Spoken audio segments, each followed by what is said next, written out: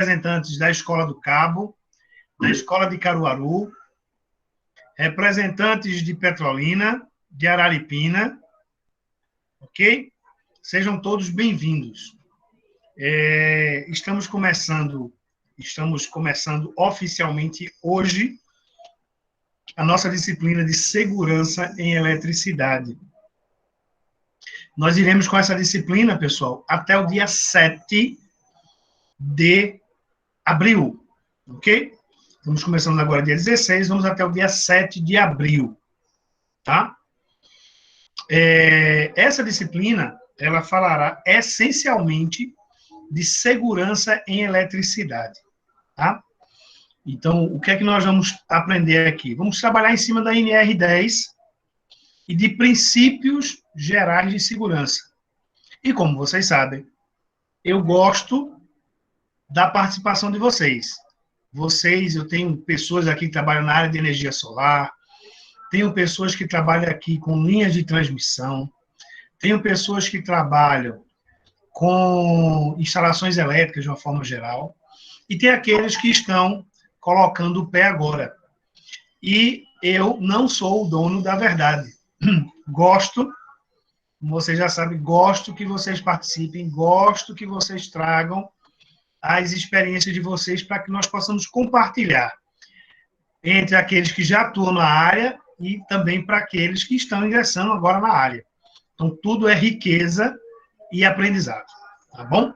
Então, vamos começar. Alguém quer fazer alguma colocação, alguma observação? Um por vez, tá? Senão o ruído fica muito grande. Professor, eu.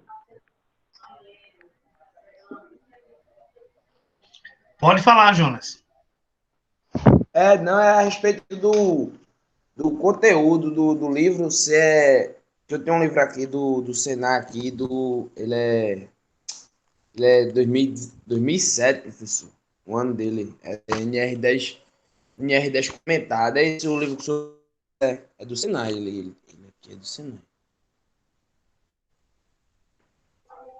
Jonas, o que eu posso te dizer neste momento é que a NR10 sofreu algumas modificações em 2014, 2016 e 2020, tá? Então, eu vou trazer aqui e vou colocar, assim que o AVA estiver pronto, né, os alunos ainda não estão todos cadastrados lá no AVA, tá? Mas eu vou colocar lá a nova versão da NR10, tá? Que vai ter algumas similaridades com essa apostila que você tem de 2007, mas que também vai trazer algumas mudanças bastante significativas na versão que está disponível agora na internet, no site do Ministério da Economia, na Secretaria do Ministério do Trabalho. Então, assim, é interessante você consultar esse livro, lógico, até para você desenvolver o senso crítico entre o que era em 2017 e o que mudou agora para 2021, ok? Reginaldo, fique à vontade.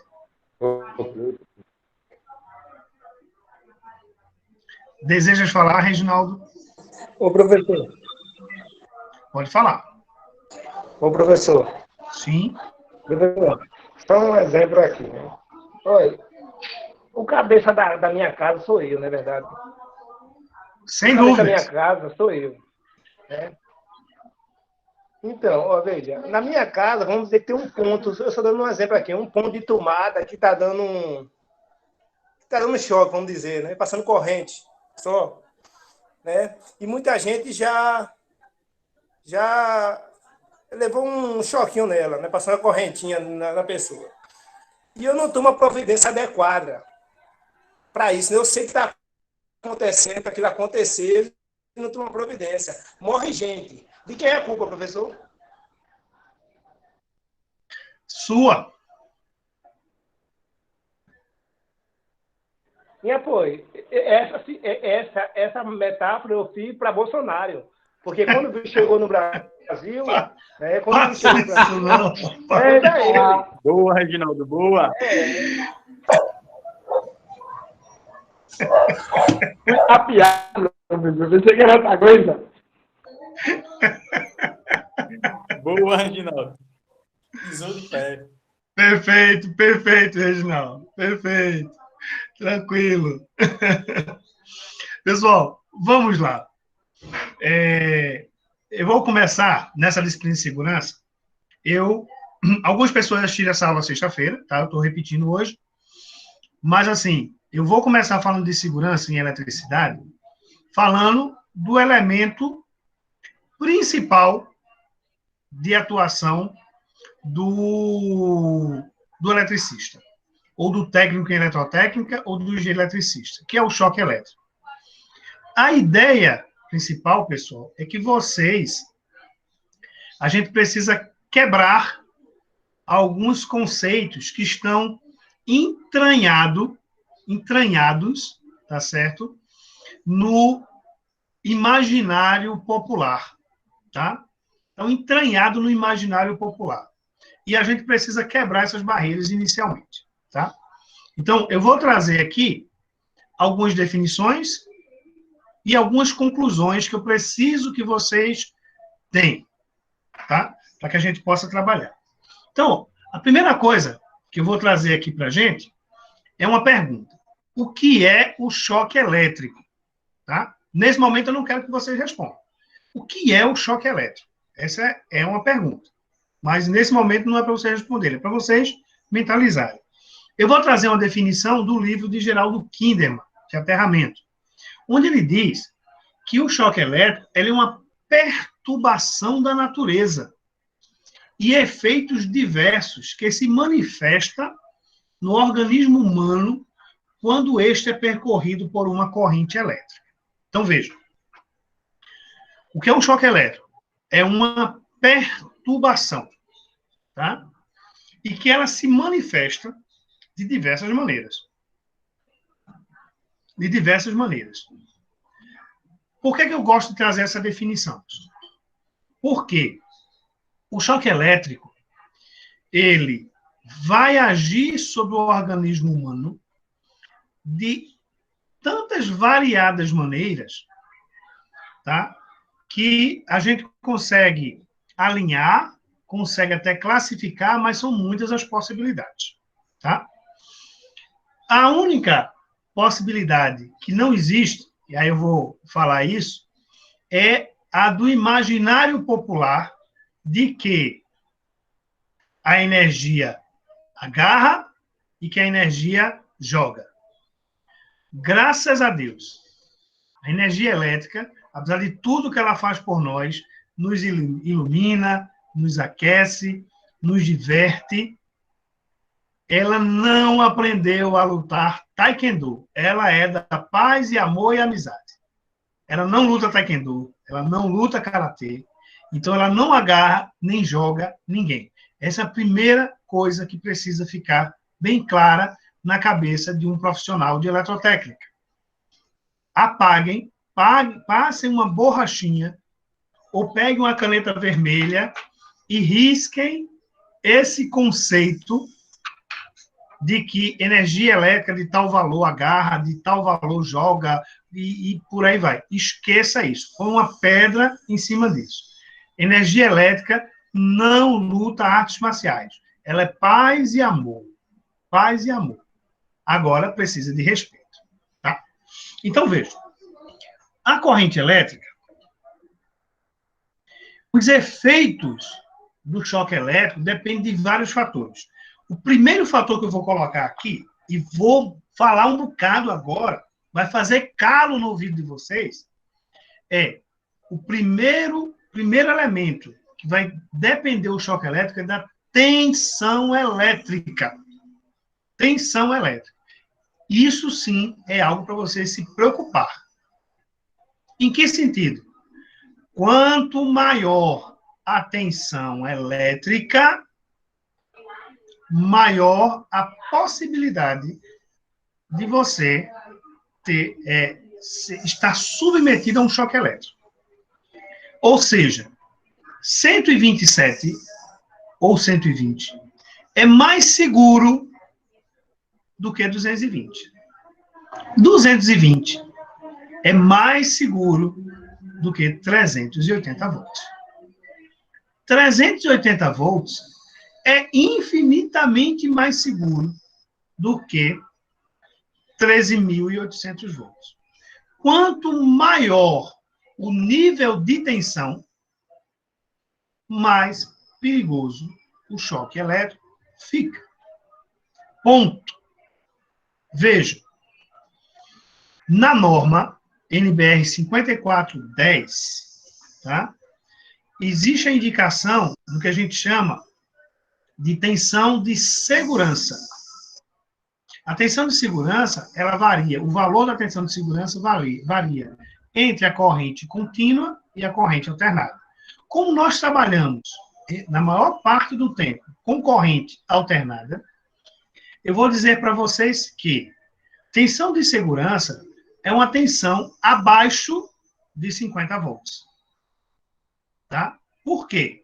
Os estudos que existem demonstram que a maioria das pessoas, observe, a maioria das pessoas não tem a sensação do choque elétrico quando se submete a uma diferença de potencial de 50 volts. Vejam, é a maioria.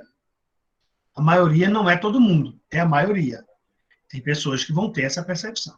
Mas vejam, o que é que eu estou querendo dizer para vocês? Vejam, se você levantar o capô do carro, de um carro qualquer, tem uma bateria lá. A diferença de potencial na bateria é 12 volts. 12 volts. Se você chegar no polo positivo da bateria e no polo positivo no polo negativo da bateria e pôr as mãos sobre ela, você não vai ter choque elétrico, você não vai sentir choque elétrico. Tem uma tensão ali de 12 volts. De novo, a maioria das pessoas não vai ter a sensação do choque elétrico. Por quê? A tensão está bem baixa. A tensão está baixa, é muito baixa. Então, você não vai ter a percepção do choque elétrico. À medida que essa tensão vai subindo, você passa a ter a percepção, você passa a sentir a corrente elétrica. E aí vem um detalhe. E aí vem um detalhe extremamente importante. Tá? A corrente elétrica, para circular no meio sólido, eu preciso ter elétrons livres. Por isso que os metais são utilizados, porque os metais possuem elétrons livres. Tá? Quando eu tenho, por exemplo, uma caneta como essa aqui, tá? Para determinado nível de tensão, ela vai ser isolante. Então, se eu colocar aqui 220 volts, não vai ter curto, não vai ter nada. Porque ela vai ser isolante, em princípio, para esse nível de tensão. Tá? Entretanto, se você pegar uma bateria de 9 volts... Opa, deixa eu fazer um complemento. Quando a corrente não circula apenas nos metais. As correntes, elas podem circular, vou falar um palavrão aqui, tá?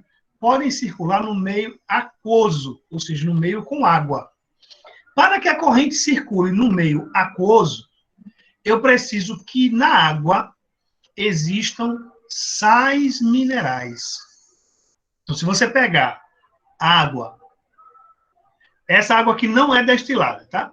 Mas essa água aqui, que em princípio seria mineral, mas se ela fosse destilada, ela não vai circular corrente elétrica se eu colocar um eletrodo aqui dentro com 220 volts.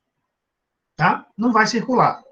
Agora, se eu colocar sal dentro dessa água, ela vai passar a circular uma corrente elétrica por essa água.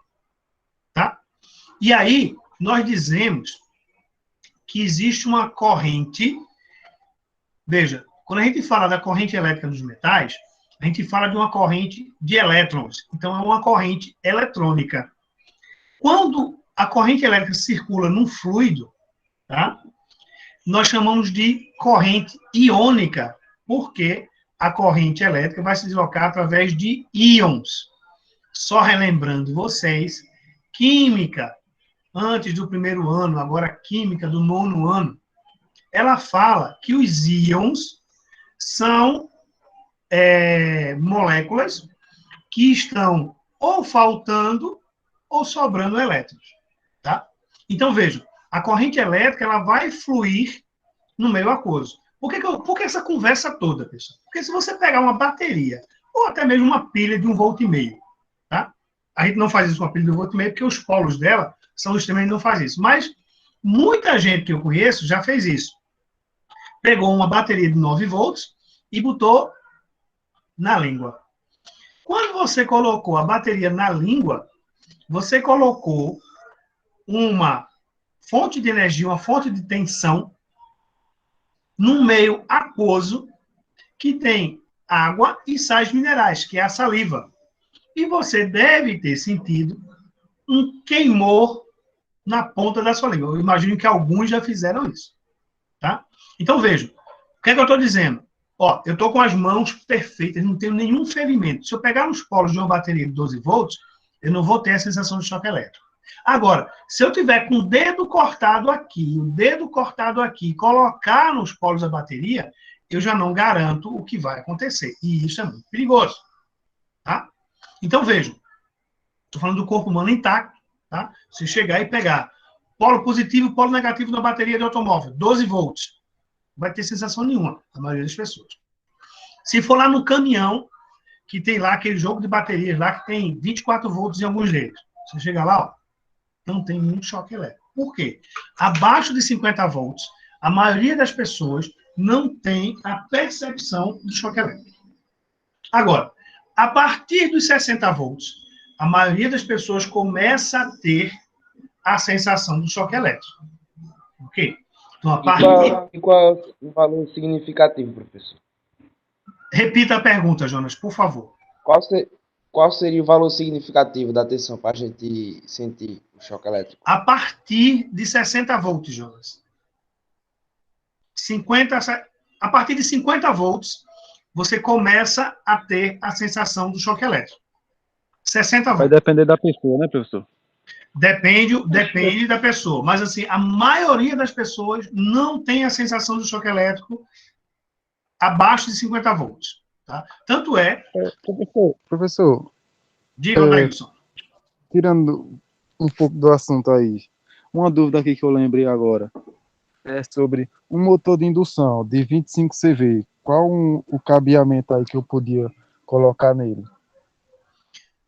Olha, Dailson, veja, o que eu posso dizer para você é que esse cabeamento... De 36 amperes. Esse cabeamento, Dailson, vai depender da distância do quadro de distribuição, de uma série de fatores.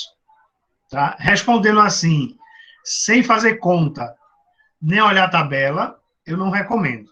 Tá? Então, assim, vai depender da distância, vai depender do tipo de acionamento que foi escolhido para esse motor, se é uma chave de triângulo, uma chave compensadora, se é uma soft starter, se é um inversor de frequência. Então, tem uma série de fatores. Então, assim, dizer para você qual é a bitola desse fio, aí não dá para dizer. Tá certo. Foi porque o rapaz que estava me ajudando, ele falou que para ligar um motor desse aqui, ele falou que tem que ser um cabo de 86, se eu não me engano, é 86 milímetros, se eu não me engano, foi as 80 e pouco, ele falou 80 e pouco milímetros. Não, você olha, sem fazer, veja só, Daílson, é o que eu sempre digo para todo mundo, veja, não existe receita de bolo, tá? Se você não dimensionar adequadamente bitola de cabo, você pode estar dando prejuízo para o seu cliente e comprometendo o seu serviço. Então, assim, se não sabe calcular, se não sabe trabalhar ainda com isso, você vai chegar lá, tá? Melhor recusar o trabalho do que fazer um trabalho que põe em dúvida a sua competência e gere desperdício para o cliente, tá? Então, é uma recomendação.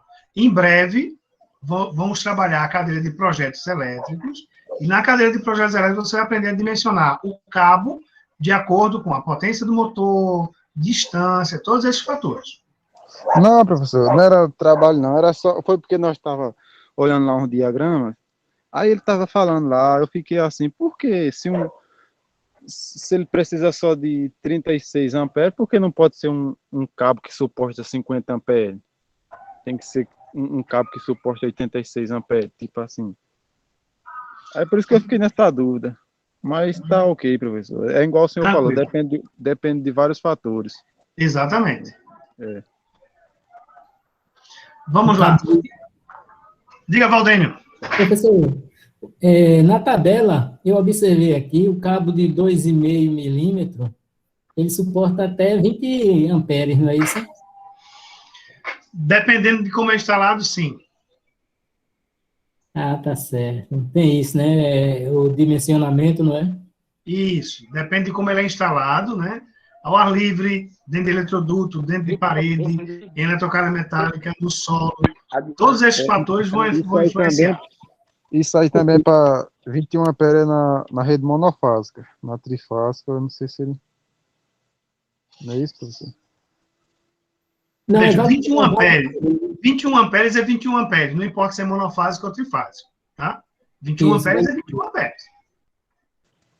Certo. Beleza? Vamos lá. Então, ó, voltando a falar do choque elétrico aqui, pessoal. Veja. A tensão elétrica, qual é o limiar da tensão elétrica para o ser humano começar a ter a sensação do choque elétrico? A partir de 50 volts. Tá? Tanto é que a NR12, ela traz em seu conteúdo a informação de que as máquinas operatrizes não podem ter mais comandos em 220 volts. Os comandos têm que ter tudo em extra baixa tensão, 24 ou 12 volts. Tá? Então, vejam, o que é que a gente precisa se preocupar com relação ao choque elétrico? Tensão elétrica. Quanto maior a tensão, maior a possibilidade do choque elétrico. Quem levantou a mão? Ayrton levantou a mão. Pode falar, Ayrton. Boa noite, professor. Boa noite. Esse 50 volts, o senhor está falando em corrente contínua ou alternada? Alternada. Alternada, né? Ok. Mas no caso desses comandos aí, na fonte das contatoras é contínuo, né? Não, eu posso trabalhar com corrente alternada ou corrente contínua, tá? Desde que seja abaixo de 50 volts. Ok, José, obrigado. Ok. Tranquilo. Então, vejam, o que é que a gente vai fazer? Tá? Primeira preocupação que eu tenho é com a tensão elétrica. Então, quanto maior a tensão elétrica, maior o risco de choque elétrico, isso é que eu tenho que me preocupar. À medida que a tensão vai subindo, se torna mais perigoso para o ser humano. Tá? Quais são as outras possibilidades? O percurso da corrente elétrica pelo corpo. Vejam, o primeiro elemento que eu chamei a atenção foi a tensão. O segundo elemento que eu trago aqui para vocês é o percurso da corrente elétrica. Vejam, dependendo de por onde passa a corrente elétrica, ele pode ser mais ou menos perigoso. Tá? Por exemplo, se você leva um choque aqui na mão direita, tá? A possibilidade da corrente elétrica passar pelo coração é menor, tá? Porque o coração está mais do lado esquerdo. Se você toma um choque e a corrente está passando pela mão esquerda e saindo pelo pé, a possibilidade dele passar no coração é maior. Então, isso aumenta o risco e a possibilidade. O percurso, ele é importante, tá? Por onde está passando a corrente elétrica. Então, tensão elétrica, e o segundo ponto que eu destaco para vocês é o percurso, por onde essa corrente elétrica está passando. José Ferreira está perguntando aqui, se chegar a 49 ou 48 volts, não tem risco de tomar choque? Como eu falei, para a maioria das pessoas, não. Tem pessoas que vão sentir, tá? O choque elétrico, mas o normal, o mais comum, é as pessoas não terem a sensação de choque elétrico até 50 volts. Passou de 50 volts, você começa a ter a sensação de choque elétrico. Próximo ponto aqui, intensidade da corrente elétrica. Vejam, essa intensidade da corrente elétrica, pessoal, não é a intensidade da corrente que está passando no cabo onde a criatura está levando choque. Tá? A intensidade da corrente elétrica está passando pelo corpo no momento do choque. Tá? É óbvio que uma pessoa está levando um choque e eu não vou lá com o alicate amperino medir a corrente para saber se vai ser perigoso ou não. Tá? Porém, se essa intensidade de corrente for muito, quanto maior, pior. Aí tem uma tabelinha que eu vou mostrar para vocês daqui a pouco que explica melhor isso. Abraão está perguntando, professor, se eu juntar umas 5 baterias, corrente contínua, e passar de 60 amperes, 60 amperes ou 60 volts? Se eu juntar as baterias, tá? Associá-las em série, tá? Eu vou somar 12 mais 12 mais 12 mais 12 mais 12, ou seja, 5 baterias de 12 volts, daria 60 volts. Como é corrente contínua, em corrente contínua, a preocupação, tá? O limiar do choque em corrente contínua é a partir de 120 volts, se não me falha a memória. Tá? O limiar do choque, mas como eu disse, depende de cada um. Tá? Mas, em princípio, o limiar do choque em corrente contínua, o nível de tensão, que é o limiar, seria em torno de 120 volts em corrente contínua. Tá? Obrigado. Tranquilo, Abraão? Professor, porque a máquina de solda eu já levei algum choque nela. Não sei nunca nem medi a voltagem que sai ali, é contínua. Aí foi um tapa e tanto, viu? Na máquina de solda. Perfeito, perfeito. Veja, dependendo da máquina de solda que você está trabalhando, no momento, a tensão fica baixa no momento da abertura do arco. Mas antes da abertura do arco, a tensão é um pouco alta. Ele dá choque, sim, com certeza. Viu? Então, intensidade da corrente elétrica é um elemento importante, mas, de novo, é a intensidade da corrente elétrica que está passando pelo corpo humano. Já vai aparecer uma tabelinha que mostra para vocês o detalhe disso, ou seja, o que é que causa cada nível de corrente. O tempo de duração. Esse é crucial, pessoal. O tempo de duração do choque elétrico. Eu vou medir o tempo? Não vou medir o tempo. O que é que eu vou me preocupar? Diga, Adailson. É verdade, o tempo é bastante... Isso é bem complicado, porque é isso. Eu estava lá na empresa... Sim. Tava tomando banho e o banheiro lá tem um chuveiro elétrico. Aí eu fui tentar mudar a temperatura. Aí como tem um botãozinho lá que a gente muda a temperatura, tava sem a proteção. Na hora que eu fui mudar a temperatura, eu encostei lá é tipo os aquecedor lá, né? E tava sem a tampinha, sem a proteção. Eu só me lembro que levantei a mão assim, quando eu vi em si de novo, eu só vi que já tava no chão já. Eu só vi quando eu tava no chão. Aí fiquei me perguntando, o que é que eu tô fazendo aqui no chão, assim? E quando eu olhei pro chuveiro, foi que eu lembrei de novo. Oxi, eu tomei um choque, rapaz. Pegou na resistência? Sim, tristou. Ele me jogou fora. O eletricista lá falou, graças a Deus que você não ficou apregado, viu? Tava de sandália. Ah, meu Deus do Mas céu. cadê o equipamento de segurança que o chuveiro não tinha o DR? Quem tem um DR de chuveiro, né? Na verdade, são 2 problemas, né? O chuveiro não tinha o DR, tá? O chuveiro não tinha o DR. E a outra, veja, a segurança, pessoal, a segurança em qualquer cenário, ela depende de 2 fatores. Ela vai depender sempre de 2 fatores. São os elementos de proteção coletiva ou individual existentes. Mas só esses elementos não são suficientes se não houver um outro elemento que eu acho importantíssimo, que chama-se procedimento. Então, já fica a dica para todo mundo, né? Aqueles que gostam de tomar banho quente, mesmo no verão escaldante. Isso não vamos, pelo amor de Deus, não vamos deixar quem toma banho quente. Deixa quem toma banho quente. Lembrei, deu foi conversa esse negócio. Mas vejam, pessoal, procedimento. Professor, por que o senhor está falando de procedimento agora? Por quê? Não se muda o ajuste de temperatura de um chuveiro elétrico com ele ligado. Você desliga ele e tenta mudar, tá? E tenta mudar. Ele em funcionamento. Tá? Então, procedimento. Então, o procedimento, ele ajuda um bocado, tá? Por quê, pessoal? A maioria dos chuveiros mais baratos, né, a famosa ducha, aquela parte de cima ali, os resistores estão ali, né, na verdade está embaixo no copinho, mas na chave, ele recebe exatamente 220 volts ali na chave. Então, o que acontece? Se você está chuveiro ligado, todo molhado. Quando você levantar a mão vai escorrer água. E você vai tentar mudar. A água vai entrar lá dentro do chuveiro e o que acontece? E aí o que acontece? A água vai entrar e você vai levar um choque, porque aquela água não é água desmineralizada. Ela é água que tem material, tá certo? Que tem tantos materiais lá dentro que você nem imagina. Acho que não deveria nem ser chamado de água aquilo. Diz que a gente usa para tomar banho, tá? Mas aí o que acontece? Procedimento. Equipamentos mais procedimentos vai garantir a segurança de qualquer um, tá bom? E aí, quando eu falo de duração, pessoal, vejam. Quem quer falar?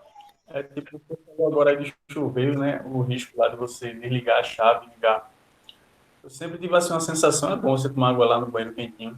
Eu sempre tive uma sensação que eu estivesse embaixo de uma chuva de raio, que eu ficava imaginando, meu amigo, se de repente essa corrente invasa aqui na minha cabeça, dá um abraço. Eu sempre fiquei meu capitão primário. Perfeito, perfeito. A sua mentalização, eu diria que era praticamente perfeita, viu, David? Praticamente perfeita. Professor,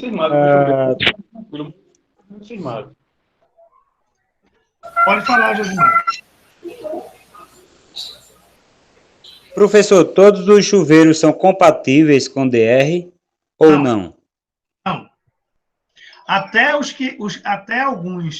algumas duchas que dizem ser compatíveis com DR não são compatíveis com DR, tá? O chuveiro que é compatível com DR é o chuveiro mais caro, que é o chuveiro blindado, tá? Chuveiro blindado. É o que é 100% compatível com DR.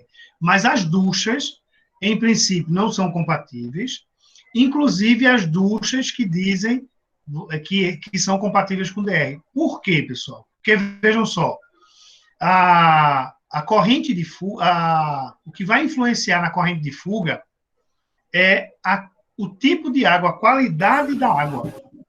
Tá? Então, por exemplo, já vi situações onde você tem uma água com muitos minerais, e que, pelo fato de ter muitos minerais, tinha uma corrente de fuga elevada. Tá? Então, ducha, a água entra em contato direto com o resistor. E aí, é quase impossível ela ser compatível com DR. Pode falar, Ronaldo. Pode falar, Ronaldo. Professor, no meu curso de elétrica residencial e predial, um dos meus professores, ele hoje trabalha na Chess, Adenivaldo. Ele disse que o que mata é o excesso de confiança e a falta dos procedimentos de segurança de identificação antes da gente realizar o serviço. Não é isso? Não, o quê? Não, tô certo. Eu não fiz da pepeca, baixa o facho, não. Sem dúvida, meu amigo. Com certeza. O excesso de confiança. Eu vejo que aparece. Porque ele explicou, no tempo que eu estava no tempo que eu fiz o curso, professor, um amigo dele que trabalhava, no tempo ele trabalhava na CELP. Aí, desculpe o barulho, é porque eu tô com um menino aqui pequeno na sala. Aí, um amigo dele que trabalhava na CELP, na rede de alta tensão, ele foi trocar uma tomada em casa, só o plugue da tomada, né? O acabamento da tomada, ele foi trocar e não desligou a rede. E ele estava de pé descalço, ele disse, não, estou acostumado. Quando ele foi trocar, ele deu fuga de tensão no neutro e ele morreu eletrocutado. Ele disse, Ronaldo, tá vendo aí o que aconteceu? O excesso de confiança dele.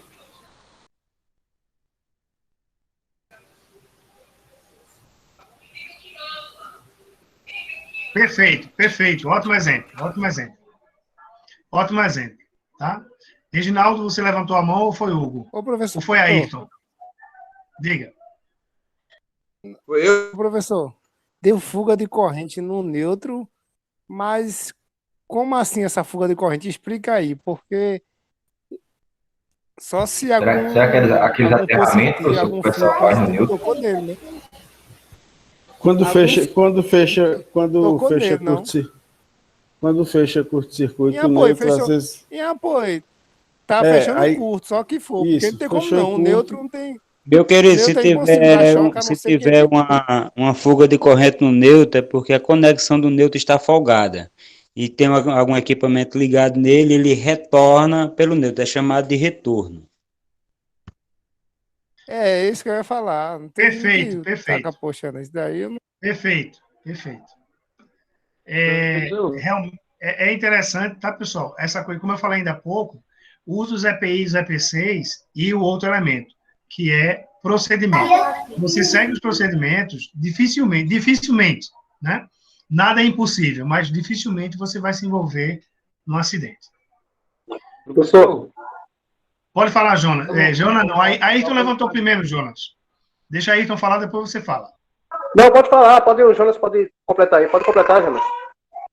Não, professor, era que isso ia perguntar, obrigado, que já que a gente está tocando no assunto de choque elétrico, é importante situações que a gente vai trabalhar com a eletricidade ligada, né? Com o sistema elétrico energizado.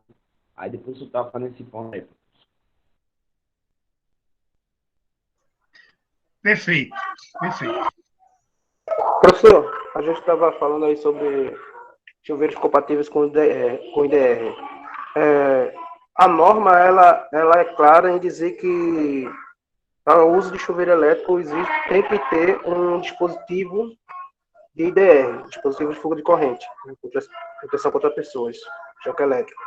Então, por que alguns fabricantes ainda fabricam chuveiros que são incompatíveis com o uso do IDR, já que a norma ela proíbe o uso de chuveiro com essa finalidade? Ayrton, Por causa do bolso, meu jovem. Ayrton. O cenário é muito complexo. O que eu posso dizer para vocês, inicialmente, é custo. Tá? A população, de maneira geral, não tem dinheiro para comprar chuveiro blindado. Isso é um fato. Você vai comprar uma ducha da Lorenzetti, a mais popular aqui, ela custa, aqui em Recife, R$60. Uma ducha. Se você vai comprar um chuveiro blindado, aqui em Recife, você vai desembolsar, no mínimo, R$300, a depender do fabricante. Tá? Então, o que acontece?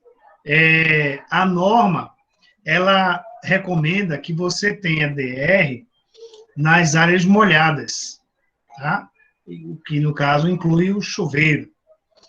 E o que acontece? Eles dizem lá, ó, chuveiro compatível com DR, chuveiro compatível com DR.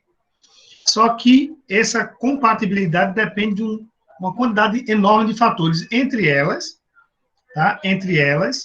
A questão da condutividade da água. Ok, Ayrton? Ok, porque parece algo um pouco contraditório, olhando do ponto de vista da norma, né?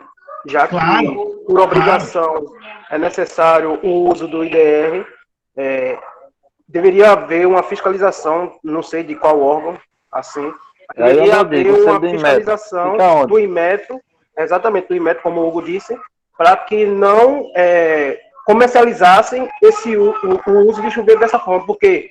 Porque eles, de forma consciente, eles colocam em risco a vida de outras pessoas, né? E hoje em dia mesmo, existem chuveiros que não são nem com resistência blindada, mas que eles são compatíveis com o DR. Chuveirozinho da Lorenzetti aí, de R$50, eu já instalei vários dele, né? Aquele T4 da Lorenzetti, até só de 3 temperaturas mesmo, né? E ele é compatívelzinho com o DR, tranquilo. Eu vou deixar o link, se o professor permitir, aqui no chat, claro, né, sobre um vídeo do canal Electricity, o engenheiro Adoniran. E ele fala sobre chuveiros, o mito dos chuveiros compatível com o IDR ou não. Ele dá uma explicação muito, muito, muito boa mesmo. Quebra vários tabus acerca disso. Né? Perfeito, Ayrton, perfeito. Ayrton, um dia eu peguei um cliente Aí eu disse, só tem que colocar o DR no circuito. Quando ele pegou o DR lá, R$ 70 aqui, certo? Aí quando ele viu o outro disjuntor, R$ 7. Ele disse, poxa, eu vou colocar um disjuntor de 70 conto, enquanto o outro aqui é R$ 7. Eu disse, poxa, aqui é a tua vida. Se tu colocar esse de R$ 7, é o preço da tua vida, tá nesse disjuntor aqui. Aí é complicado, cara. Vejam só, Tá pessoal. de graça o DR R$ 70. Pois é. Mas vejam só. Unipolar. Ou bipolar, perdão. Tranquilo. Vejam só, pessoal. Mas assim, o cenário que a gente vive, tá? Esse cenário que a gente vive hoje, ele é um cenário bem complicado. Por quê? Por exemplo, a norma diz, né, que você tem que ter aterramento. E quantos lares que a gente conhece que não tem aterramento, tá? Então, vocês imaginam que o cenário gira nesse entorno aí. E aí cabe a nós, profissionais de eletrotécnica, mostrar para as pessoas, mostrar para os clientes que ele precisa, que você faz o serviço conforme a norma, e às vezes é melhor abrir mão. Se você chega com um cara e diz assim, tem que colocar o DR. O DR é muito caro, não vou colocar. Então, você diz, não vai colocar? Então, arruma outro cara que faça, porque eu não faço. Porque na hora que uma pessoa morre eletrocutada dentro de casa e que vem um inquérito policial, o cara vai dizer, essa instalação é nova? Quem foi que fez? Foi Josimar. Quem é Josimar? Não, é eletricista. Josimar, por que você não colocou o DR? Não, porque ele não quis. Não, mas quem é o eletricista? É o cliente ou é Josimar? Aí, Josimar vai ter que pagar uma multa e talvez ser preso. Então, isso é bastante complicado, mas é uma realidade. O correto desculpa, professor, pegar pelo menos um termo de responsabilidade e dizer, aqui, você assina aqui, que eu estou dizendo a você que é necessário o uso do IDR, a pessoa assinar, porque qualquer coisa que der problema, ou pelo menos uma conversa no WhatsApp, alguma coisa a pessoa ter registrada, informando que passou isso para o cliente, com o problema dele, que ele não quis aí comprar, e qualquer coisa, se ele morrer, aí a bronca é dele. De qualquer forma, é melhor deixar o serviço. Eu ainda acho. Eu acho uma coisa muito errada assim. Eu acho que quem deveria colocar o DR numa casa, eu acho assim, seria a responsabilidade da CELP, né? Já que ela fornece a energia, né, e cobra caro por isso, eu acharia assim, que todas as casas que for fazer instalação, a CELP deveria inspecionar e tinha que ter o DR. Ou a CELP colocar, assim, principalmente os governos deveriam cobrar a CELP isso. Mesmo se a CELP botasse na conta de energia, o cara pagando pouco, R$5, R$2 por mês, mas todo mundo ia ter DR. Se fosse assim, fosse uma norma. Tá entendendo? Fosse assim, seria bem melhor, bem viável 1000 vezes. O Reginaldo, existe essa fiscalização, só que a CELP, ela, junto com o governo, ela determinou que achava inviável, porque o custo ia ficar muito alto de mão de obra, entendeu? Pessoal, vejam só, vamos por partes, vejam só. A CELP... No caso, vocês falam a CELP, vocês falam em Pernambuco, né? No meu caso aqui na Bahia, é a Coelba, é isso? Eu acho que é assim, não só pelo mesmo grupo. Mas Senhores, acho que é assim, por exemplo, a CELP ela vai colocar um DR para o cliente, tipo, o cliente pediu uma ligação nova, beleza, você vai botar para aquele cliente novo, a partir de agora. Mas aqueles clientes que já estão ligados lá pelo sistema, como é que você vai chegar e implantar um DR? Se aquele cliente tiver uma corrente de fuga lá, uma instalação bem antiga, você vai colocar um DR e vai ficar disparando, e aí a bronca, quem é que vai consertar? Senhores, só um detalhe, tá, pessoal? Vejam só. Tem que dar seus pulos. A conta não chega na conta da casa de todo mundo, todo mês. Pessoal, prestem atenção. Senhores, prestem atenção. A CELP é a companhia responsável pela distribuição de energia elétrica. Tá? A responsabilidade da CELP... Da porta para fora, né? É do medidor para fora, pessoal. Então, botem isso na cabeça. Depois do medidor, não é responsabilidade da CELP. Ponto. Não tem o que discutir. Tá certo? A responsabilidade da CELP é até a medição de energia. Ponto. Isso não vai mudar e não é ponto de discussão.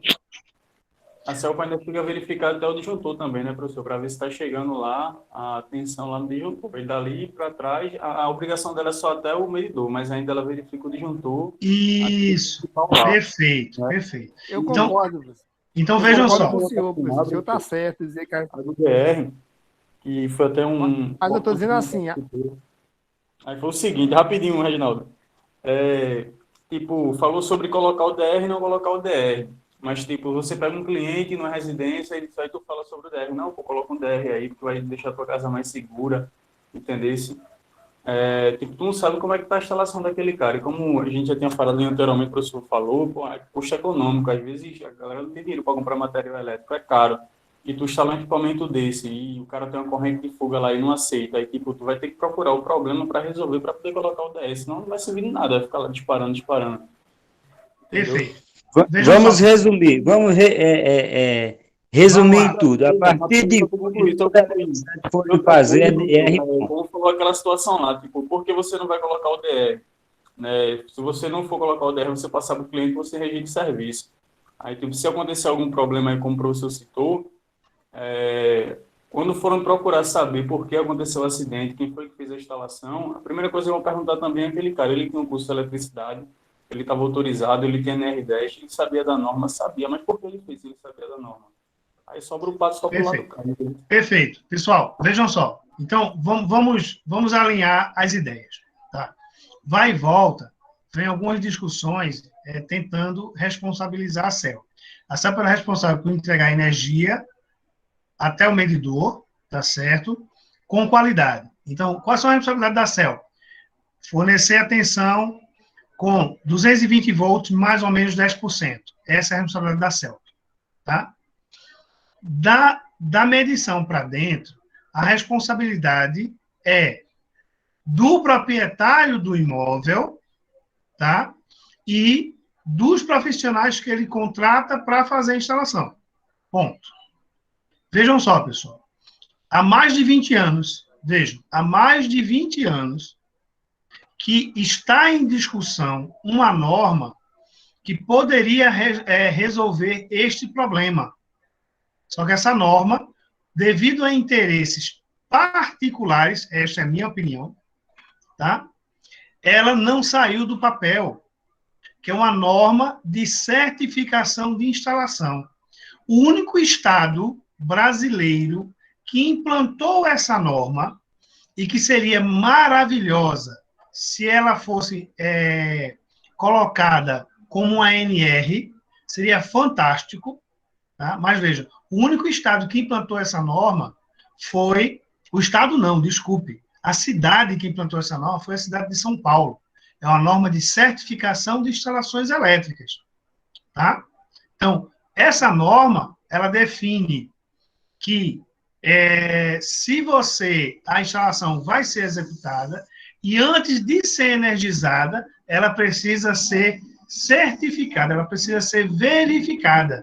Aí vem uma outra empresa que não fez a instalação e vai verificar se tudo que está feito lá dentro está conforme as normas vigentes. Vocês entendem isso? Então, vejam só, não é a questão da concessionária, porque a concessionária não tem poder de polícia para entrar dentro de uma casa e dizer, faça ou desfaça isso, bote DR ou não bote DR, bote DPS ou não bote DPS, bote aterramento ou não bote aterramento. A CELP não tem esse poder. Então, quem teria esse poder seria o poder de polícia. Então, assim, botem uma coisa na cabeça de vocês. A CELP não tem responsabilidade para o que acontece com a energia depois do medidor. É sua. Você comprou, é sua. Faça com ela o que você quiser, mas faça da forma correta. Massa, poderia, E essa certificação, quem é que paga? O senhor está certo, mas veja, eu estou falando assim, veja, viu? Não tem um relógio, até o relógio, beleza, né? Mas no relógio deveria ter um ponto de segurança, eu estou dando minha opinião, como cidadão, né? Que no relógio deveria ter um ponto de segurança que, mesmo o cara fazendo uma instalação, né? como o DR, porque é simples o DR, né? Um ponto de segurança que alguém fez a sua instalação, porque tem mulher, como eu estou falando, existe pobre, existe rico, a bronca é essa. O problema do Brasil, o do mundo é isso. Existe pobre e rico, a instalação do rico é de um jeito, a instalação do pobre é do outro. Existe sistema de segurança para, por exemplo, o pobre não ir lá e levar um choque, ele morrer de um choquinho que algo, né, deveria, por exemplo, o DR deveria ter empatado. Né, um sistema de segurança no quadro de energia mesmo, da CELP mesmo, poderia ter empatado aquela pessoa de morrer com aquele choque, aquele choquezinho que levou. Estou dizendo assim, né? Mas deixa isso para lá.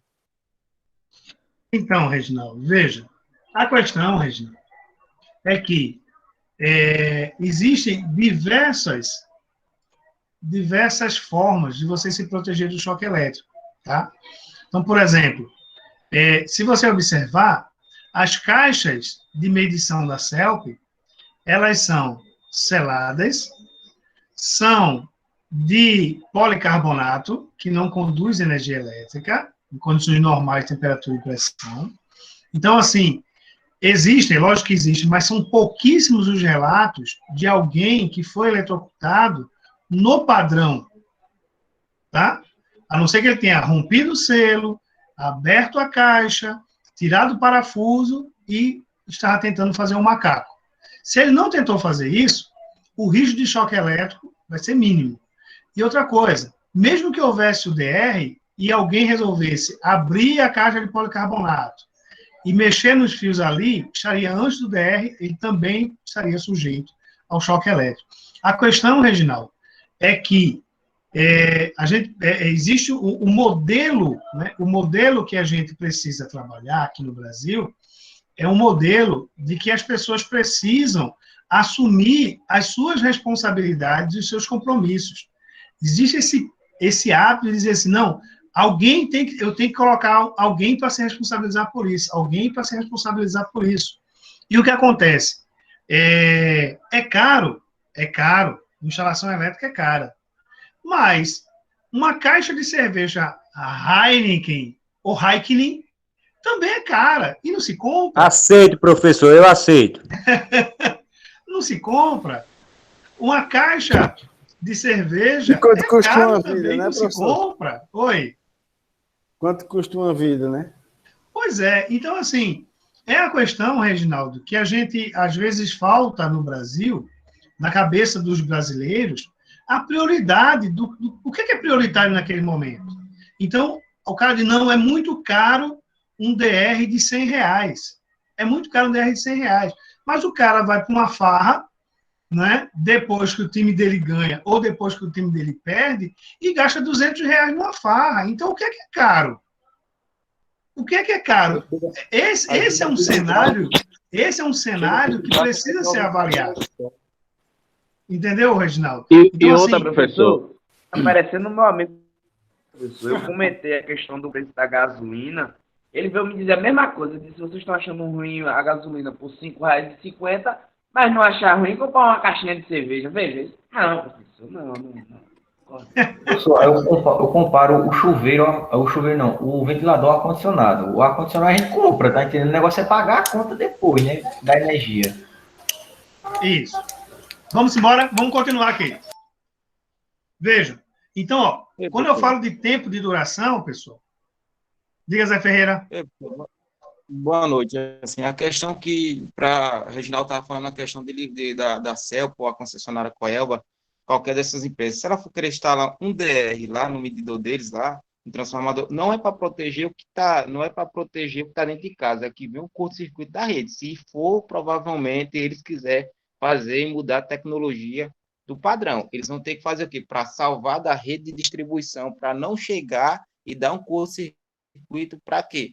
Para não danificar as paredes eletrônicas de casa, porque estava acontecendo muito isso aí. Questão de padrão. Mas o DR não tem essa finalidade, viu, Zé? O DR é para salvar vidas, não vai proteger o sistema. Pois a questão é assim, eu estou dizendo para ele, se a CELP fosse para fazer isso, é para proteger a rede deles, entendeu? Que a rede de distribuição até para chegar no padrão. Entendeu?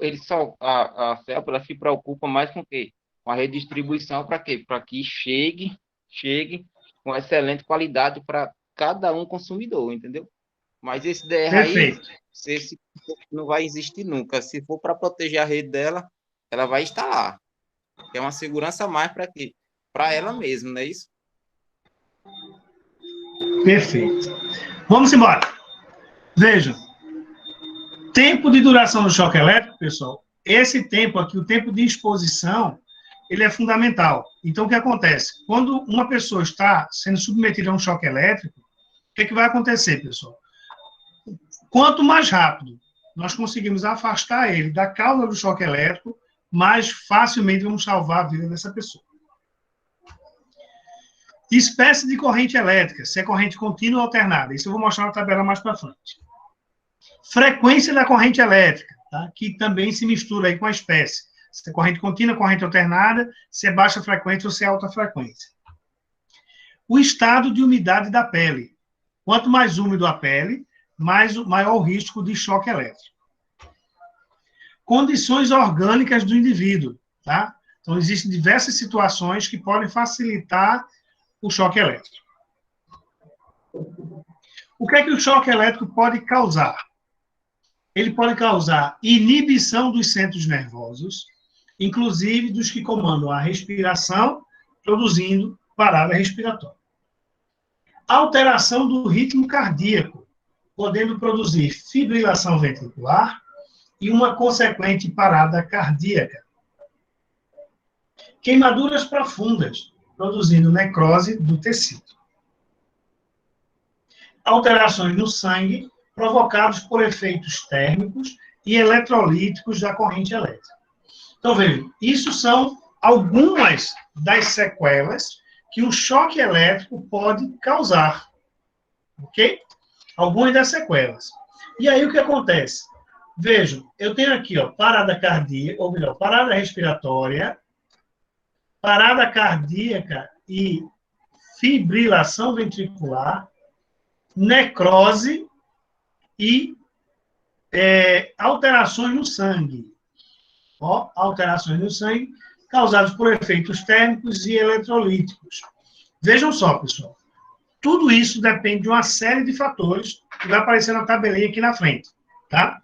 E o que é preocupante é o nível de tensão, o tempo de exposição, tá? Ó, nível de tensão, tempo de exposição e, logicamente, a intensidade de corrente que passa pelo corpo, tá? Pelo corpo. Coloquei aqui o coração humano, só para a gente entender, né? As diversas partes que compõem o coração humano. Nós temos aqui o ventrículo direito, o ventrículo esquerdo, o átrio esquerdo, o átrio direito, a veia cava, né, que são uma das veias principais, veia aorta, artéria pulmonar esquerda e direita. Tudo isso aqui. A fibrilação, pessoal, ocorre porque essas válvulas que tem aqui, com esses nomes estranhos, tá certo? Elas ficam abrindo e fechando, permitindo a passagem ou não do sangue de acordo com o batimento cardíaco. E quando o coração entra em fibrilação, ele passa a bater desordenado e desritmado. Isso vai causar uma possível parada. Então, veja, o que é fibrilação ventricular? É uma tremulação irregular, desritmada, das paredes dos ventrículos, com perda total, veja, perda total, não é parcial não, perda total da eficiência do bombeamento de sangue. Então, o que é que acontece? Aqui, ó, eu tenho o meu batimento normal. Até aqui o batimento está normal. A partir daqui, o choque elétrico, olha o batimento como ficou. Você tem a sistólica e diastólica, sistólica, diastólica, tá certo? Ou seja, e a partir do momento do choque, passando pelo coração, nós temos a fibrilação, que vai causar isso aqui, ó, no batimento cardíaco. Então, o sangue para de ser bombeado, tá? E observem que aqui a gente observa 80, 120, né, aproximadamente, é o batimento cardíaco aqui do coração. A partir do choque, ele ainda tentou bater direito aqui, mas na sequência, a pressão começa a cair acentuadamente, tá? A fibrilação ventricular, ela é irreversível. Professor, a gente está revendo essa aula ou já tem assim. visto ela, não? Está sim. Está sim. A fibrilação ventricular, ela é irreversível espontaneamente. Se nenhuma providência for tomada dentro de 4 minutos, os danos cerebrais são comprometedores. Dentro de 8 a 12 minutos, a fibrilação vai diminuindo sua intensidade, passando ao regime de parada cardíaca. O desfibrilador elétrico é um aparelho usado para reverter a fibrilação ventricular. Aqui está um esquema, tá? Que não é o real, é só para a gente ter uma ideia. Mas o que é que acontece? O que é que o desfibrilador faz? Ele dá um impulso no coração, tá?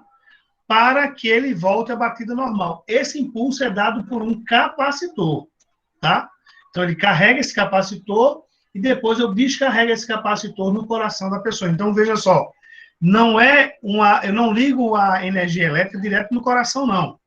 Eu carrego o capacitor e depois eu descarrego esse capacitor sobre o coração. Então, tem uma equaçãozinha que eu não vou mostrar aqui, que mostra a intensidade adequada de corrente elétrica que deve passar no coração para que o coração volte a bater.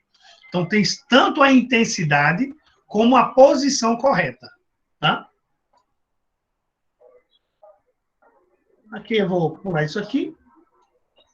Essa tabela aqui é o que eu queria mostrar para vocês. Veja, nessa tabela aqui, ele fala da corrente. De novo, essa é a corrente que passa pelo corpo humano. Então, veja, ele destaca aqui CA e CC. Ok? Então, ó, vamos falar aqui de CA. Vejam que CA, você tem correntes bem pequenas. 25 miliamperes. O que é que isso causa? Ó, se for 1 miliampere, você tem uma sensação, um limiar de sensação de formigamento. De 5 a 15 miliamperes, você tem uma contração muscular. Vejam, pessoal, é 5 a 15 miliamperes, ou seja, 0,05 ou 0, até 0,15. É muito pequeno, tá? Ou melhor, 0,005 e 0,0015, tá? De miliampere. Então, é uma corrente muito pequena e ela já causa contração muscular. Suas mãos, né, você já perde o controle delas. De 15 a 25 miliamperes, você já tem contração violenta, impossibilidade de soltar o eletrodo e problemas respiratórios, logicamente, se a corrente passar pelo pulmão. Qual é a consequência de uma corrente de 25 miliamperes passar pelo corpo de uma pessoa? Tá? Asfixia, pode haver asfixia e morte aparente. Qual a forma de salvamento? Respiração artificial. Qual o resultado final mais provável? Restabelecimento. Tá? De 25 a 80 miliamperes. Isso em corrente alternada. Sensação insuportável. Contrações violentas. Asfixia. Consequência, morte aparente. Salvamento, respiração artificial. Resultado final, restabelecimento.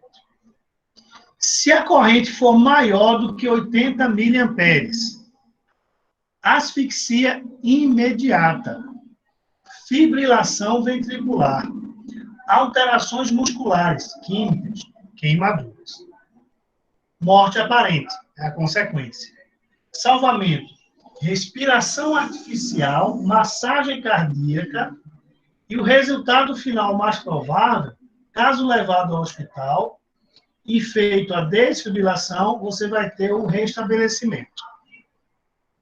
Se a corrente for na ordem de amperes, ou seja, a partir de 1 ampere, tá?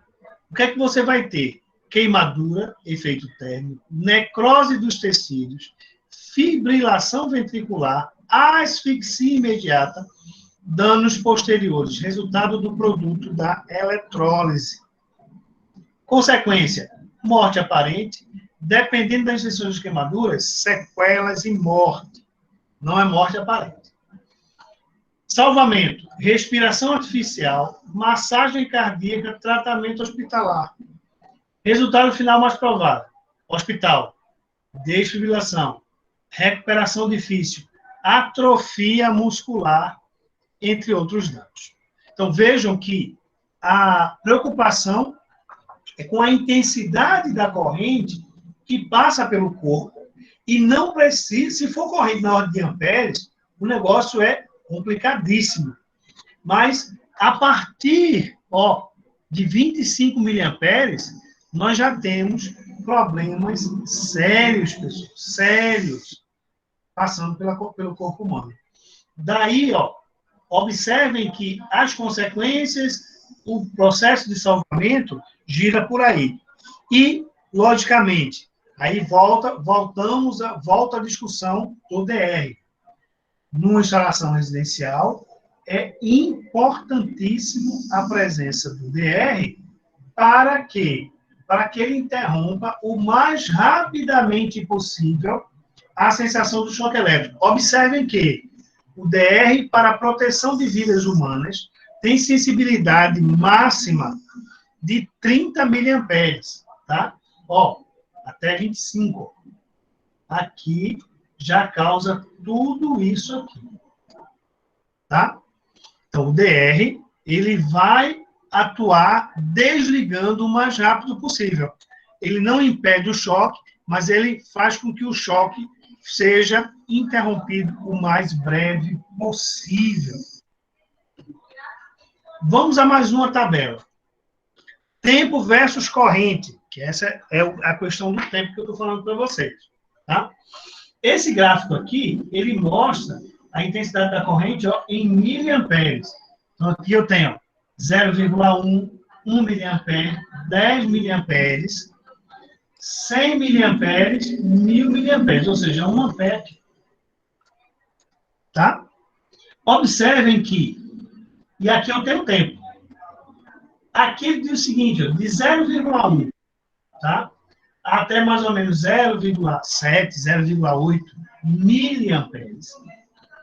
A sensação aqui, independente do tempo, é nenhuma reação. Ou seja, você não tem sensação nenhuma. Você não tem sensação nenhuma, tá? De choque elétrico. Tá? No campo 2, aí o campo 2 ele estende um pouquinho mais, tá?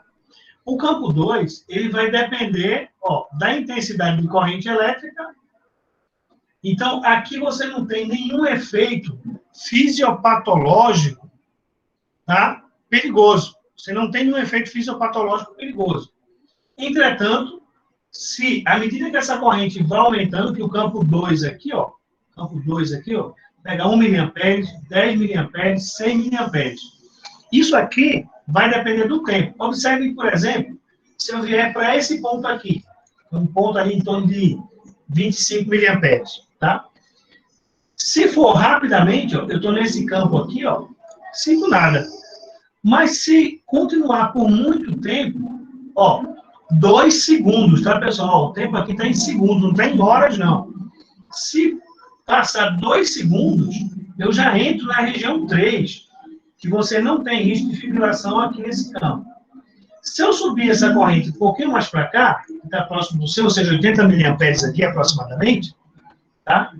Se eu passar 2 segundos, eu estou na região 3. Se eu passar 5 segundos, eu estou na região 4. A região 4 aqui, fibrilação possível, até 50%. Então, vejam como é importante a questão do tempo, reduzir o tempo ao máximo para garantir a sobrevida da pessoa. Tá? Então, a preocupação que nós temos que ter é, muita atenção, nível de tensão. Quanto maior a tensão, mais perigoso. Esse é o ponto crucial, nível de tensão. Segundo, O choque elétrico, eu preciso me preocupar com o tempo de duração do choque elétrico. Então, quanto mais rápido eu afastar a pessoa daquela situação, melhor. E observe que esse rápido tem que ser rápido mesmo. Tá? Por quê? Ordem de segundos aqui faz a diferença entre a vida e a morte.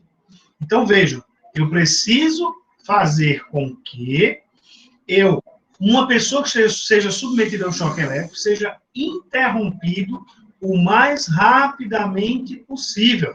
Quanto menor o tempo, maior a chance de sobrevida. Aí é onde entra o DR. O DR, você vai ter a sensação do choque, mas ele vai desligar rapidamente. Então, você tem a sensação do choque, mas ele não vai causar nenhum dano porque ele foi interrompido rapidamente. Tá? Falando de choque elétrico, pessoal, vejam, existem, o que a gente precisa entender, por exemplo, é que o choque elétrico, ele pode acontecer de duas maneiras. O choque elétrico, ele pode acontecer de maneira direta e indireta, tá? Então, o que é um choque elétrico direto, né? O choque elétrico por contato direto é aquele choque onde você entra em contato com as partes energizadas. Então, por exemplo, os profissionais da área de eletricidade têm maior possibilidade de ser submetido a um choque elétrico por contato direto. Por quê? Porque eu vou intervir num quadro de acionamento de motor, num quadro de distribuição, eu vou ter lá partes energizadas. Então, você pode, durante um vacilo seu, levar um choque porque tocou num barramento energizado. O que é um choque por contato indireto? É um choque que você leva quando toca numa parte que faz parte do equipamento, porém, não deveria estar energizado. Então, por exemplo, você leva um choque na carcaça da geladeira. É o que a gente chama de choque indireto. Você leva um choque na carcaça de um motor. É um choque indireto. Ok?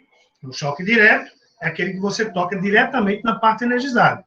Choque indireto é aquele choque onde você leva um choque tocando numa parede, na carcaça do equipamento.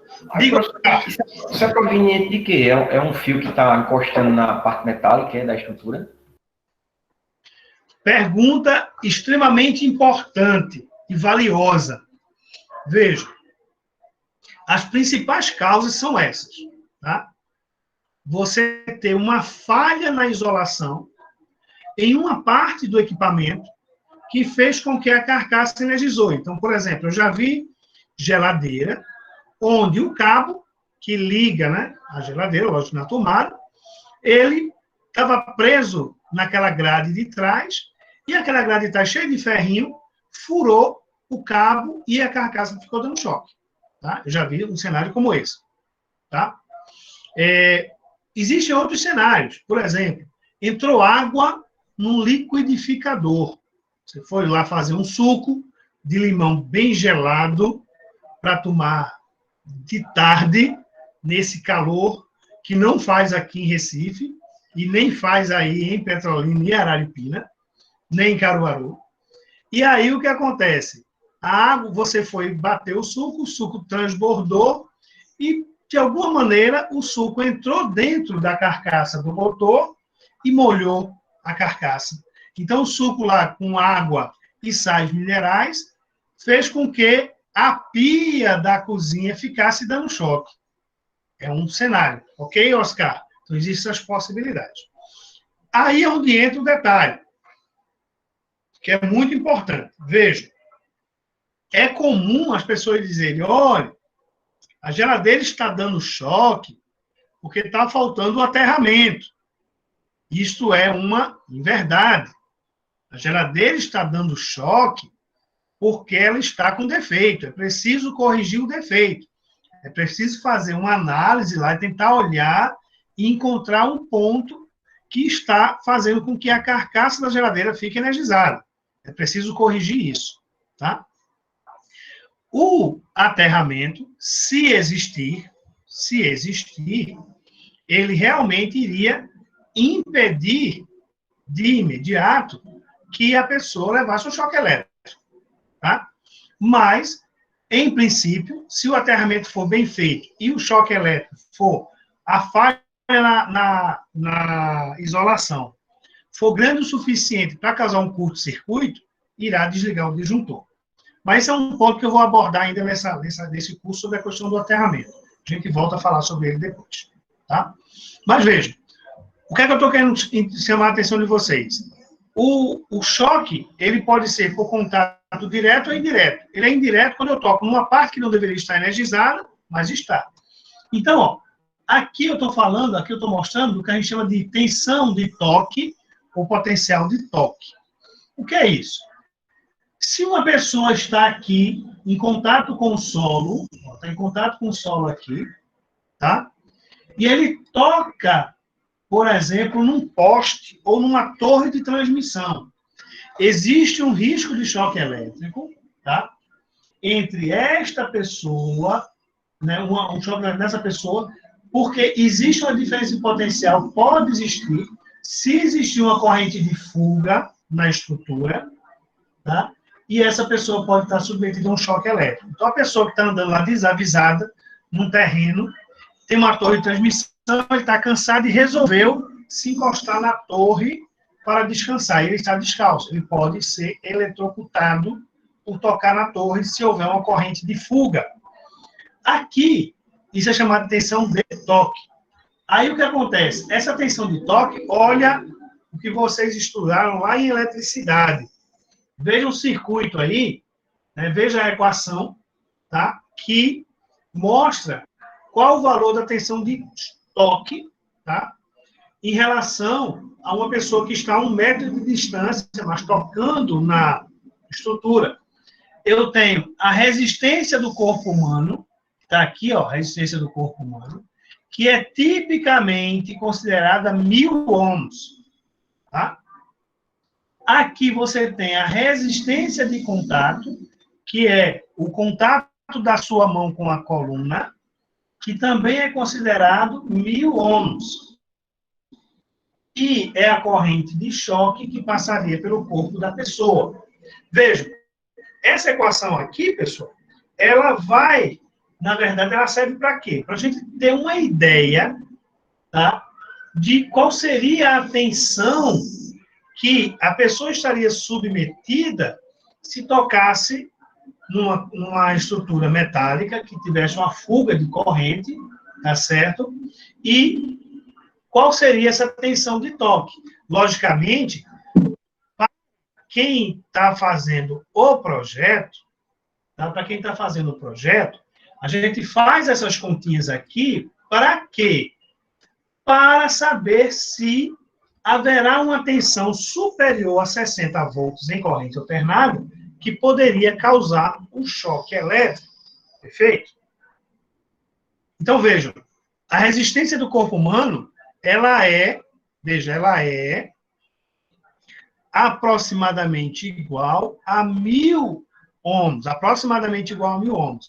E aí eu volto a falar daquela questão. Por que eu disse a vocês que minha preocupação é com a tensão? Se você pegar 1000 ohms e dividir por 120 volts, tá? Eu vou ter aí uma tensão, estou usando aí a lei de Ohm, eu vou ter uma corrente circulando pelo corpo do indivíduo, tá? De aproximadamente, 120 dividido por 1000 ohms, de 0,12 amperes. Então, vejam, se a tensão é 120 volts,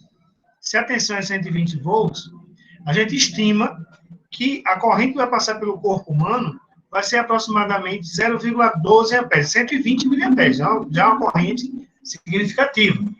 Mas, se a tensão for em 220, se eu dividir por 1000, eu vou achar 220 miliamperes, 0,22 amperes. Então, vejam que é o dobro da corrente. Ora, se essa corrente aumentou, o risco do choque é maior.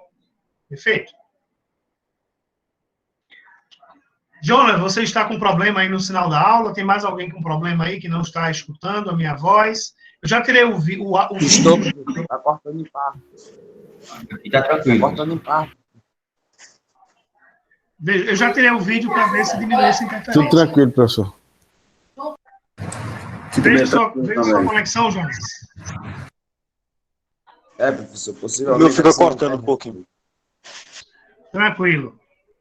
Tranquilo. Mas vejam, pessoal, quanto maior a tensão, maior vai ser a corrente que vai passar pelo corpo humano na hora do choque, tá? E aí é por isso que eu digo para vocês, a gente não se preocupa, a gente precisa se preocupar, na verdade, com o nível de tensão que aquele corpo está submetido. Então, essa equação aqui, vou fechá-lo daqui a pouquinho, mas essa equação, ela serve para o projetista verificar se vai ocorrer um choque elétrico se a pessoa tocar na coluna, tá? E aí, pessoal, para tomar as devidas providências. Já eu vou falar para vocês quais são as providências. Mas vejam, o outro elemento é a tensão de passo, ou potencial de passo. O que é isso, pessoal? A tensão de passo, ela é chamada desse jeito porque é a tensão entre dois pés, num passo aqui, ó. Olha o passo do meu bonequinho aqui, tá? Aqui eu estou fazendo a simulação de um raio atingindo aqui, e aqui em torno dele cria-se um campo elétrico, tá? E a pessoa que tocar aqui, nesse ponto, ela pode ser submetida a um choque elétrico, onde a corrente elétrica vai passar pelas pernas do indivíduo, causando um choque. Então, veja, você não está em contato direto com o raio não atingiu você diretamente, mas no entorno você pode ser eletrocutado. Então, existem várias situações de pessoas que criam animais, né? E que durante uma tempestade caiu um raio e vários boi, cabra, outros animais morreram eletrocutados por estar na proximidade, tá? E aí o que acontece? De novo, eu tenho um diagramazinho aqui para analisar essa questão e uma outra situação, uma corrente de fuga numa torre, tá? E uma possível tensão de passo aqui entre as pernas do nosso bonequinho aqui, tá? Ocorre sim, Ayrton, principalmente em subestações. Muito bem colocado. E aí, já vou colocar aqui, ó, a correção do potencial de passo e de toque máximo. Veja, como a área da subestação é a mais perigosa, o solo é revestido com uma camada de brita, que confere maior qualidade no nível de isolamento dos contatos dos pés com o solo. Então, vocês vão observar que se você entrar na subestação, a maioria delas vai estar com o solo forrado de brita, com uma certa camada, uma certa espessura de brita na subestação. Qual é o objetivo dessa brita? Aumentar a resistência elétrica do solo, tá? Para diminuir a tensão de passo e a tensão de toque. Tranquilo?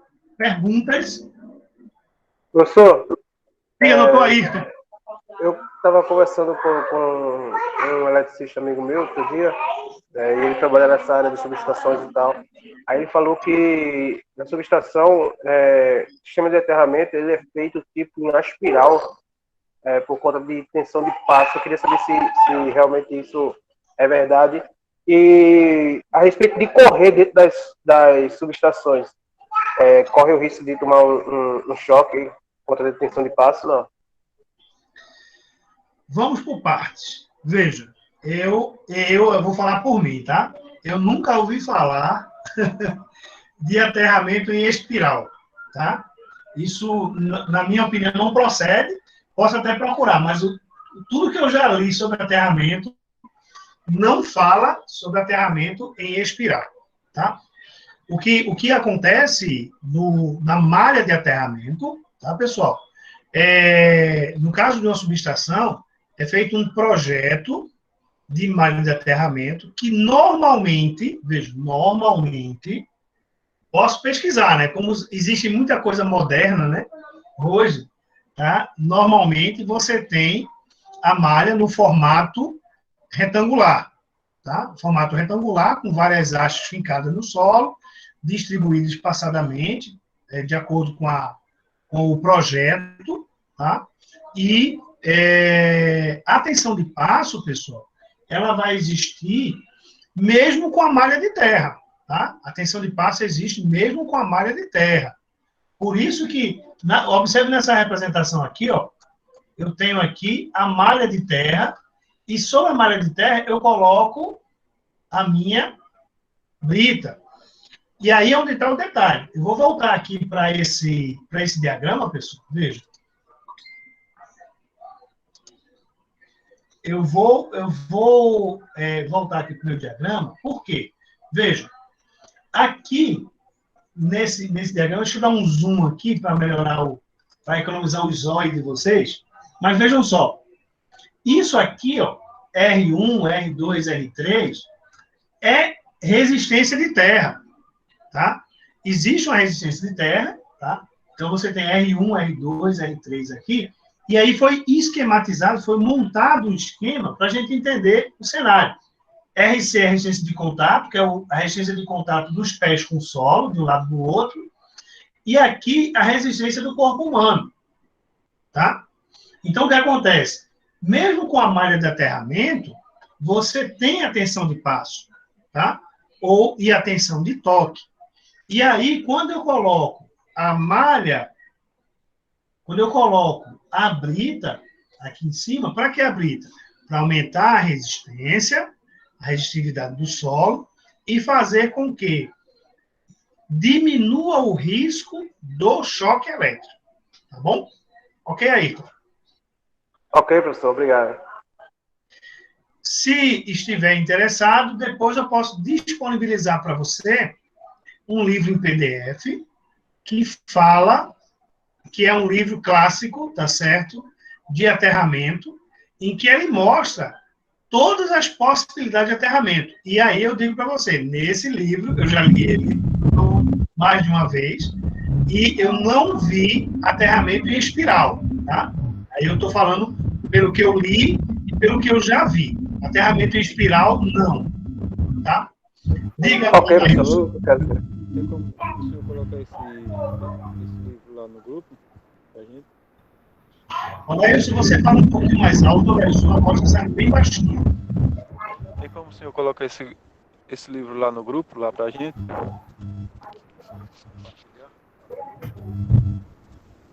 Eu não posso colocar o livro lá no grupo, Lailson. Oficialmente eu não posso.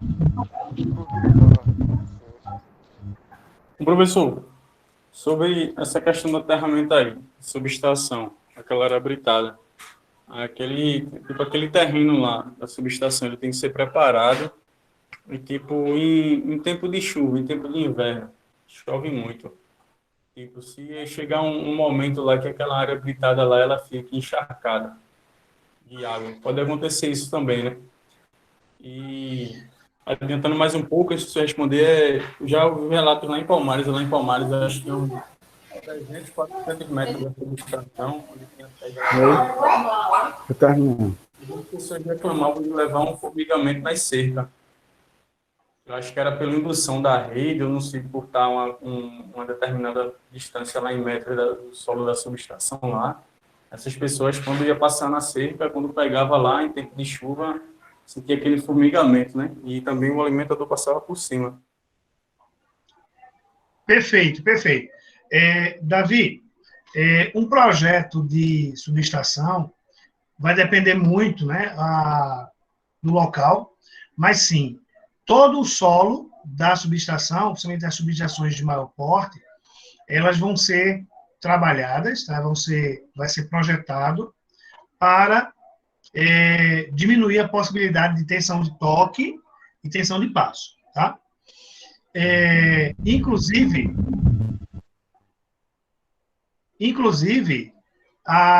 o que acontece? Todo um cenário, né, todo um sistema vai fazer com que ocorra seja feito para diminuir a possibilidade de tensão de toque. Então, por exemplo, não é recomendado que subestação seja cercada por tela. O ideal é que a subestação seja cercada por muro de alvenaria, justamente porque o muro, por não ser condutor, diminuiria a tensão de toque. Mas eu já vi situações onde você tem subestação cercada por tela. Não é legal, não é bom, tá? Sim, o solo encharcado vai aumentar,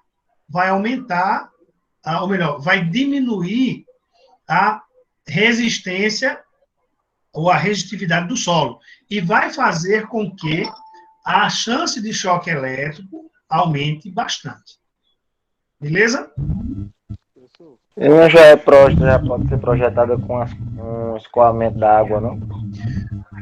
Perfeito, Hugo. A subestação, quando bem projetada, inclusive, deve ter um sistema de escoamento de água, tá? Inclusive isso. Obrigado, Hugo. Eu ia falar isso agora, porque eu trabalhei numa gráfica que é Becol, lá tem uma mini subestação pequena, né? Ela é toda, é tela por todo canto. Ninguém podia se aproximar de lá, não, né? Já tinha até guarda, para não deixar ninguém se aproximar. Agora é tela, toda de tela, de lado, de metal, só que quando chovia, a água tinha o escoamento d'água lá, né? Perfeito. Não alagar lá. Pois é, mas se recomenda, tá? Que subestação não seja cercada de tela, por conta da tensão de passo e tensão de toque. Tem uma subestação que eu vi, professor, que ela era de uma parte de tela, mas sendo que essa parte de tela estava um pouco distante ainda assim daquela construção lá, da subestação dos transformadores, toda aquela, né, ligação lá, mas tipo a base dela, acho que mais ou menos 1 metro, era cimento, não era tijolo, era uma parede de tijolo, e a tela subia a uma certa altura, mas era um pouco distante, ao redor todo cimentado. Ok, tranquilo. Mais alguma dúvida, pessoal? Sim, professor. O senhor explicou aí várias situações aí, professor, só que o senhor meio que não acabou passando para a gente qual procedimento a gente deve tomar assim, após um choque elétrico, entende? Por exemplo, tomar um copo d'água, essas coisas. Se pode... A gente vai discutir isso aí, ainda, Jonas. A gente está falando do choque, a gente vai discutir isso ainda, vai ser em outra aula, tá? Mas a gente vai falar sobre isso também, tá? Hoje vai ter mais alguma coisa hoje, professor? Ou por enquanto só isso mesmo? Não, vou terminar aqui mais um pouquinho aqui, só para gente, para vocês irem dormir aí, pensando um pouquinho, tá? Vou falar aqui, vou passar só o primeiro slide para a gente finalizar o dia de hoje, sobre acidentes de origem elétrica, tá? Eu trouxe aqui, pessoal, não, ainda não, a disciplina começou hoje. Ah, beleza, então. Beleza? Vejam, eu tenho aqui, tá? Essa tabela, pessoal. Já passou, já. Já. Vejam, eu estou trazendo aqui para vocês, tá? O total de acidentes elétricos, obviamente, registrados, tá? 2019, sobre acidentes de origem elétrica. Tá? E aí, o que acontece, pessoal? Nesses acidentes de origem elétrica, nós temos aqui, ó, 909 acidentes com choque. Desses 909, 697 foram fatais. Vejam que o negócio é sério. Tá? Nós tivemos 909, e dos 909, 697 foram fatais. Vejam que o negócio é bronca. Tá? Observem que aqui eu destaquei isso porque está em evidência, mas eu tenho também, ó, incêndios ocasionados por sobrecarga. Tá? Incêndios ocasionados por sobrecarga. Vejam a quantidade de incêndios que foram ocasionados por sobrecarga elétrica. E aí você tem Os incêndios sem morte, aí são, né, graças a Deus, um número menor, né? Tem poucas mortes. E nós temos aqui incêndios com mortes, 74 mortes. Aqui nós temos acidentes com raio, 85 registrados, 50 com morte, 35 sem morte. Curto-circuito sem incêndio, 12. Então, vejam, nós temos uma quantidade de acidentes elétricos grandes. E o detalhe, né, pessoal? Esses números aqui são aqueles registrados. Então, vejam, existem, obviamente, é provável que exista outra infinidade de acidentes com choque elétrico que não são registrados. Os que têm morte, como no caso a Polícia Civil é acionada, normalmente você vai ter aí um registro, tá? Mas existem outros choques não fatais que a pessoa leva um choque e não registra. Professor, isso é só no Pernambuco? Não, esse é no Brasil todo. Isso é no Brasil todo. Porém, eu vou adiantar aqui, ó, rapidinho.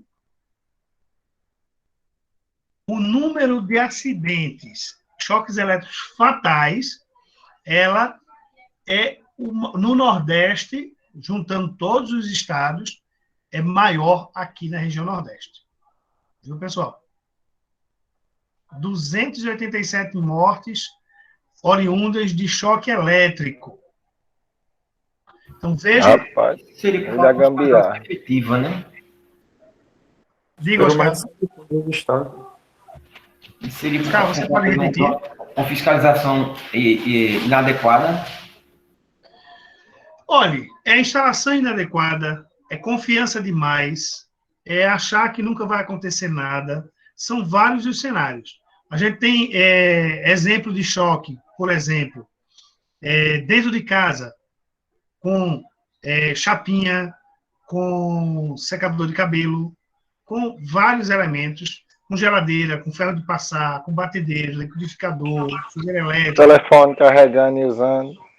Telefone, são várias as possibilidades. Observem que... O meu eu tô usando ele carregando desde que o professor tá falando. E eu também, ainda com fome de ouvido, misericórdia. Olha, agora deixa eu fazer uma pergunta para o Reginaldo. Reginaldo, tem um DR, né? Tem DR na sua casa? Aqui tem também, só que eu tô... Só que a carga... Eu tô pegando a carga da bateria da caixa de som aqui, nem na tomada tá. Com certeza, professor. Eu tenho uma filha, 8 meses, e aqui em casa tem DR. Se não tivesse, eu gastaria com DR que qualquer outra coisa, viu? Maravilha. Pessoal, vamos encerrar a aula de hoje, tá certo? Amanhã nós temos aula novamente, tá, pessoal? Mesmo horário, mesmo bate-hora, mesmo bate-canal. Amanhã a gente retoma esse assunto e vai complementando aí as perguntas de vocês, tá bom? Tá bom, professor. Boa noite a todos, obrigado. Professor, um abraço a todos. Todo mundo aí. Só para me despedir. Olha, aqui em casa não morre nem de coronavírus, nem de choque. Porque de toda manhã é um dedo de alho. Um dedo para a mulher e um para mim. Toma aí um dedo de alho, coma. A menina não come ainda o dedo de alho porque ela é bebezinho ainda. Mas quando ela tiver a idade de comer, ela come um dedo de alho todo dia. Tá certo. Vou fazer isso aqui em casa, Reginaldo. E nem os vampiros atacam vocês.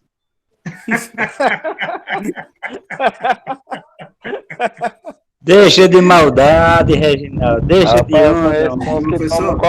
Um copo de pinga todo dia de manhã e pronto.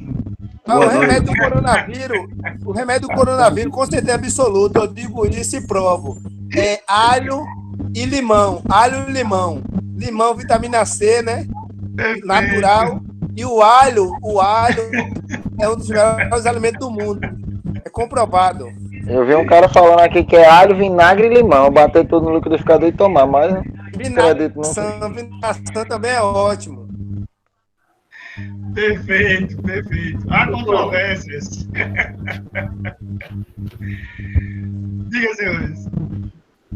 Veja só, se o fio de alta tensão passar próximo à cerca, Para não levar choque, o que é que faz? Faz o aterramento dessa cerca, é? Sim. Sim. Eu vou ver se eu localizo um material sobre isso e amanhã eu apresento para vocês. Tá certo. Amanhã eu não vou poder chegar, não. Eu vou estar trabalhando. Mas deixa gravado. Beleza. Esse negócio sobre aterramento de cerca, professor, já fiz uma vez já. É importante, né? Porque se a cerca for grande, vai correr a cerca todinha, né? Onde tiver cerca, corrente vai. Onde a pressão vai. Certo. Anotei aqui para poder lembrar de pesquisar amanhã para colocar para vocês. Aí, Oscar, tu coloca, sabe o quê? Porque quando tu faz uma rede de alta tensão, você tem que botar 2 aterramentos, um do lado do outro, e seccionar a rede, entendeu? E 100 centímetros, vai depender, vai variando. Seccionar a cerca, não é isso? O aterramento, isso mesmo. A gente faz isso, entendeu? Quando a gente faz com alta tensão lá, que está passando, a gente secciona a rede, ou secciona lá o fio de arame e bota os aterramentos. Nós não trabalhamos com isso, não. Os caras lá da linha morta. Tranquilo, valeu. Valeu, Zé. Sim, professor, você disponibilizar esse slide aí no grupo pra gente. Já é bom que a gente já dá uma relida nela aí. Coloco sim, com certeza. Valeu, professor. E outra coisa. Boa noite. Boa noite, Elco. Elco. No caso, eu tenho que voltar. A coisa do teu pedido que eu vou ter. Eu perdi sua cadeira anterior.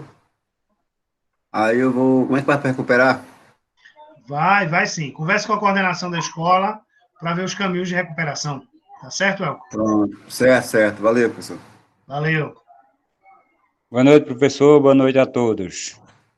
Boa noite a todos. Boa noite também a todos aí.